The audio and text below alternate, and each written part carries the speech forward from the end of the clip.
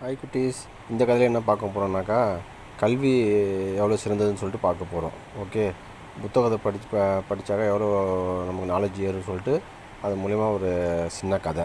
Okay, தொடர்ந்து பாருங்கள், subscribe பண்ணுங்கள், ப்ளீஸ் மறக்காமல் சப்ஸ்கிரைப் பண்ணுங்கள்.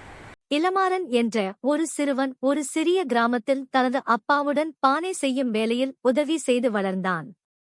களிமண்ணால் பானை செய்யும் போது அவன் எப்போதும் மகிழ்ச்சியாக இருப்பான். ஒரு நாள் கிராமப் பாதையில் ஓடிக்கொண்டிருந்த போது ஒரு பழைய புத்தகம் கீழே விழுந்து கிடைத்தது.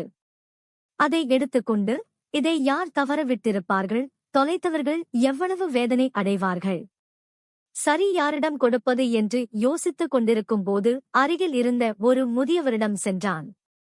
அந்த முதியவர் அந்த புத்தகத்தின் மதிப்பையும் கல்வியின் முக்கியத்துவத்தையும் அவனுக்கு கூறினார். அந்த நாள் முதல் இளமாறன் படிப்பில் அதிக ஆர்வம் கொண்டு இரவு பகலாக உழைத்து பல புத்தகங்களை படித்தான். காலம் கடந்தது. சிறுவனாக இருந்த இளமாறன் பெரியவனாகி வெற்றிகரமான மனிதனாக வளர்ந்தான்.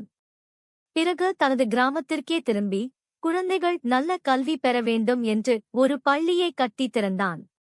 அதனால் அந்த கிராம குழந்தைகளின் வாழ்க்கை மாற்றமடைந்தது. இந்த கதை நமக்கு சொல்லும் பாடம் என்னவென்றால், கல்வி வாழ்க்கையை மாற்றும் மிகப்பெரிய சக்தி. கல்வி சிறந்த சொத்து. கல்வியே பெருஞ்செல்வம்.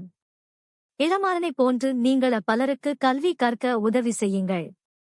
ஆகையால் கல்விக்கு முக்கியத்துவம் தாருங்கள் குழந்தைகளே. Subscribe. Thank you for watching this